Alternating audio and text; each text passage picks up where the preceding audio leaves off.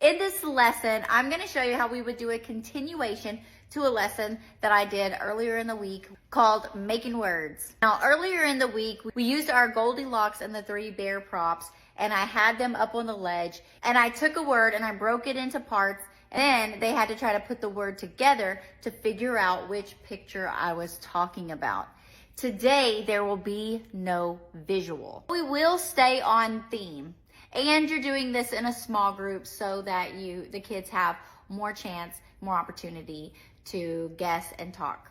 If you're following along on my lessons, this will be from the All About Me week 4 on Wednesday after you finish reading The Three Little Pigs. One group is going to be with me, and we're going to be making words in this lesson that I'm sharing with you today. And the other group would be with your co-teacher working on the straw house ripping activity that we did earlier in the week. Then after about 10 minutes, you guys are gonna switch, and then you do that lesson with the other group. If you're the only teacher in your class, then I would hold off and use this lesson while the kids go to centers. Then I would begin to pull small groups over to you and do a little 3 to 5 minute lesson with them. You could even go into centers with them, like into the house center, and play this game because we're gonna be using a lot of words that come from things inside the house. So the lesson's gonna look something like this.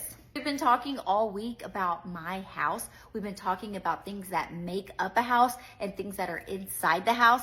And yesterday we played that game where I took the words and I broke them up into 2 parts, and then you had to try to put them together and figure out what thing I was talking about from Goldilocks and the Three Bears. Well, today you're not going to have anything to look at. You just have to listen. So not only do you have to be good problem solvers and mystery solvers, you have to also be good listeners. Are you guys good listeners? All right. I think you're ready. You have the curriculum. These items are in there so that you don't have to come up with them, but feel free to use whatever you want. The first word is ink. Ink. Ink. Sink. Okay, I made that. Y'all got it. I heard you saying it before I even put it together. And I was going to put that one together for y'all since it was the first one. Okay, y'all are so good. I'm not going to go easy on you. Next one. Able. Able.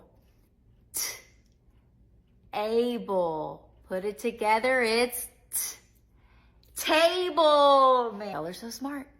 I can't trick you. Or.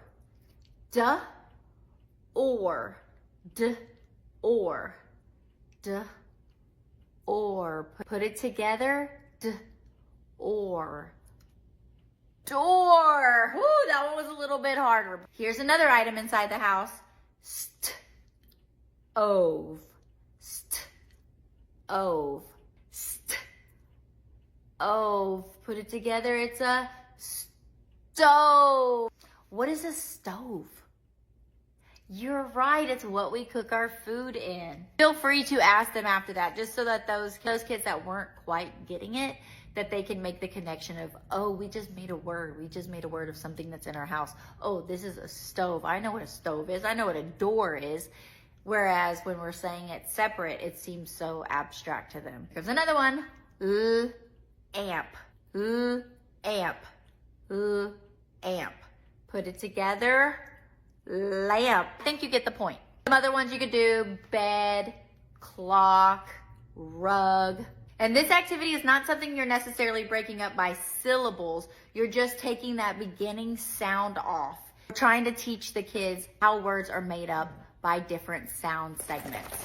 If you like lessons like these, go ahead and comment sub. You're gonna have access to 7 days worth of lessons, plus all the printouts that I have for the All About Me theme. And if you like it, welcome. And if you don't, you can cancel at any time. Bye, guys.